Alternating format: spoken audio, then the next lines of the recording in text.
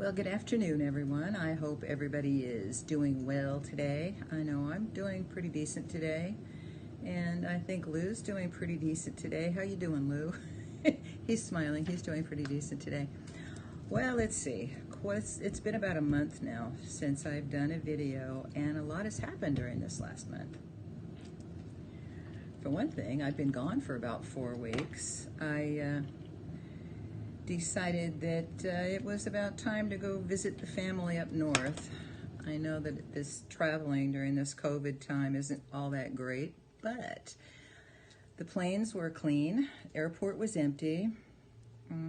What can I say? It's probably just as safe there as it would be any place else. So I took my chances and I flew up to see Travis and Becky up in Tacoma. And of course, we wore masks on the plane.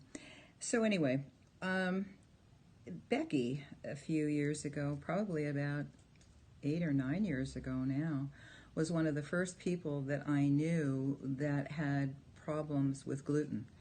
And nobody really knew what was going on at the time with her. And so she started really studying nutrition. And I remember her coming home from the library with armloads of books. She was determined to find out what was causing the rashes and the itching and the general feeling of exhaustion.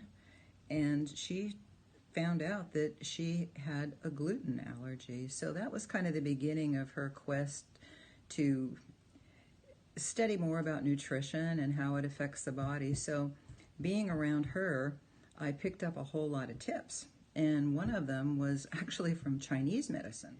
Now, one of the things that we were reading in the Chinese medicine about cancer, and one thing that was good for cancer patients is ginseng tea. And so she ordered this for me, and it's black Korean ginseng tea. And it comes in these little packets. This stuff is expensive if you're getting the ginseng from Korea. Anyway, this is expensive, but one tea bag makes over a quart of tea. So for your $46 is what this cost. I get a lot of tea out of here, probably a year's supply of tea. So that's not too bad. Another tea that was highly recommended in that Chinese herbal book was Japanese green tea. And so we got some Japanese green tea. I'm not a big tea fan, and so this is, everybody that knows me knows I love coffee. So this was a little different from me, but I find if I add honey to it, it tastes pretty good. Okay, another thing that Becky and I discussed quite a bit, and that was your gut health and how important that is to your general overall health. And if you're trying to heal yourself like I am trying to heal myself, how important it is to have a variety of good gut flora in there. And one of the things that she was telling me about is a diet that you go on for 7 days. And during that 7 days, you do not repeat the same meal twice. So you figure out, I'm going to have 3 meals a day, and what you're going to have. And so you make sure you never repeat a fruit, a vegetable, a meat, a noodle. You don't repeat any of it. Everything is different every day. So what happens by the end of the week, you have replaced all kinds of gut flora in there, and you know, the stuff in your gut, the flora, the bacteria, the different things in your gut, it doesn't live forever. And so maybe some of it only has a life of a few months, some a few years. So it's important that you replenish. And so that's what that diet does. It replenishes, and do that once a year. You don't have to do it all the time, but maybe once a year would be very beneficial. Another thing she introduced me to was to congee. And I'd never heard of congee before. And congee is an Asian dish, also comes from India, and it's basically white rice. And I'm not supposed to be eating white rice, but evidently, as you're cooking the congee, it does change the glycemic level on the rice. You boil the heck out of it. And as Becky explained to me, you can use any kind of liquid. You can use vegetable broth, chicken broth, water. But the only thing that you have to make sure it's 10 to 1 part rice to 10 parts liquid. And then you boil it for a couple of hours. You bring it to a hard boil, and then you boil it till it bursts, and it makes a porridge. And that is a very nourishing, healing porridge. And it's excellent for somebody that is trying to heal from cancer, or somebody that's just trying to recover from an illness. And so she made a pot of it and showed me how to do it, and I've replicated that, and I like it. C-O-N-G-E-E? Yeah, congee, C-O-N-G-E-E, and you can add anything to it. There was an article about congee in the newspaper, the LA Times. It's weird how this happens. And this one chef was saying that he just saves all the white rice from whatever they've cooked that day, throws it in a pot, and then they'll add anything. You can add chicken, you can add beef, you can add fruit, you can add raisins, you can add cinnamon and honey, whatever you want to add to it. And it is quite tasty, quite tasty. I was looking at some of my old videos, and one of the things I said was that vitamin C was not effective in treating cancer. However, since I have been reading this book, I take it back. I take it all back. Vitamin C is good for treating cancer if it is done intravenously. And what happens with the vitamin C is that cancer cells cannot tell the difference between vitamin C and sugar. The molecular makeup is very much the same. And so the cancer cells will accept the C, and then the C kills them. And so, kind of like the Trojan horse, huh? But anyway, so vitamin C is effective.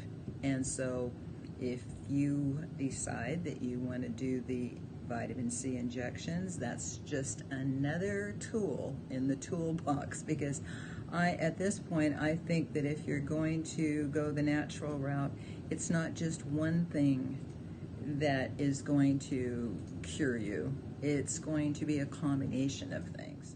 I was noticing in my old videos too, is that I was really sure for a long time that the RSO had killed cancer, and because of the symptoms that I didn't have anymore, and I was feeling pretty good. And so I have to say I was just a tad disappointed that it didn't do what I thought it was going to do, but that just tells me I just need to double down a little bit more. I know that it's held it in check, because if it has grown, it's grown slightly. And so it is holding it in check. So I'm going to keep doing it. And another thing, when I was up there, Travis was telling me that not only should I be doing the RSO, he said, but I need to be doing CBD oil as well. He said in the combination, the two of them work together. And so we got some CBD oil, so I've added that to my routine as well. So I have to say my visit up north was, it was good. Not only did I get to see my brand new granddaughter, who is now a year old, and I haven't seen her until she's almost a year old. She's absolutely adorable. And I got to spend time with my 4-year-old grandson, Ansel. I just never get enough time with him. I feel bad because my other grandchildren, we all lived in the same town when they were little, and these two little ones they're far away, and I don't get to take them to museums. Remember, I used to take all the kids to the Railroad Museum, Sutter's Fort, the Indian Museum, all those fun places. So it was really good to visit with those two little guys, but it's just kind of a reminder that we're not all in the same town, and I really feel like I'm missing out. Another series that I've been watching is Chris Beat Cancer, and I like that series too, and he had a lot of interesting things to say. He got, I guess it was colon cancer in his 20s, and chose not to do chemo because he wanted a family at some point. He knew if he did it, he wasn't going to have a family at some point, so he chose not to do chemo, and he instead healed his cancer mainly through nutrition and prayer, and that's what Chris did. But one of the takeaways that I got from him was juicing. I'd kind of forgotten about juicing and kind of put it off as not that important because, I needed the fiber and everything. But he was talking about the importance of juicing, and so I did some research and I got myself another juicer. My last juicer I gave to Willie when I moved, but I got a smaller one, a countertop, and it's called a Calm Dew, and it's very easy to use. It doesn't take up a lot of space. It's got an auger in it. Just a second, I'll show you a picture. So Chris was talking about the importance of juicing, and like I said, I'd kind of gotten away from juicing, so I got that juicer, and I get the, okay, organic, has to be organic, but farmer's market, and beets, carrots, celery. I put my turmeric in there. Let's see what else. A green apple, a lot of celery. That's seems to like celery a lot. So anyway, I've been making myself the juice, and the juice is absorbed immediately. It goes into your stomach and it's immediately used by your body. And so that's primarily why I'm doing the juice, because it's that shot of nutrients. And so I get plenty of vegetables and greens later on in the day, but I like to start my day off now with a glass of juice. Okay, I do believe I mentioned in my last video that my esteemed oncologist doesn't want me anymore. So, it's not that. It's, you know, it's the thing about the chemo. I'm not doing chemo, and he's a chemo administrator, so he turned me back over to Native American Health, and my physician's assistant that I've had for years, Christine Paleo, she left, and she's going on with nurses training, and she's getting another position.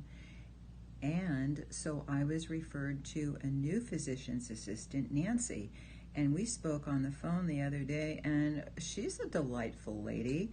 I was really happy with her. So she wanted to see all my records. She wanted UC Davis to send everything over to her because she wanted to go over everything, and she wants to order blood tests for me to see where my blood is these days.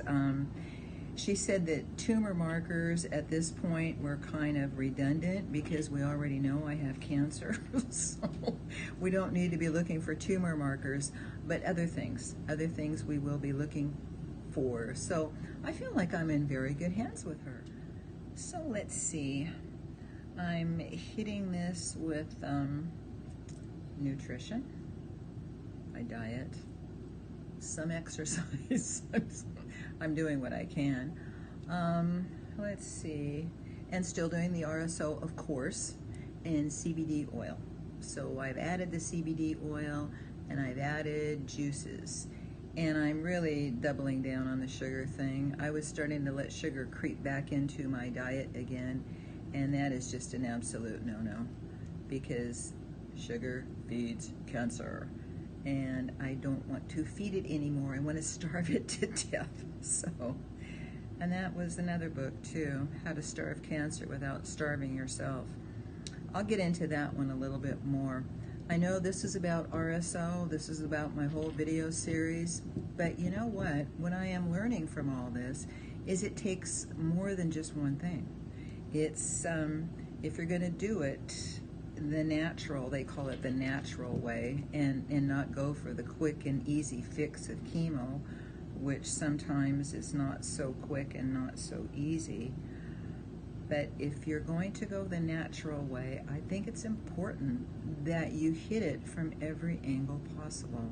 And so that's what I'm trying to do right now. Well, I think that's just about all I know for the day. That's just one last thing though before I go, and that is this book, Radical Remission, by Kelly A. Turner, PhD.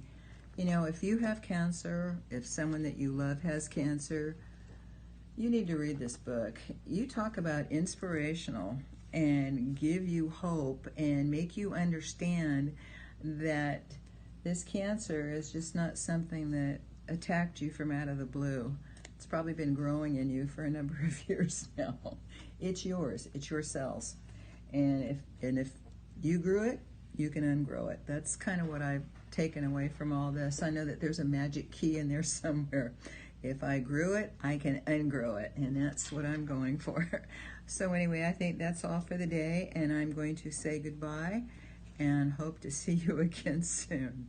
Bye.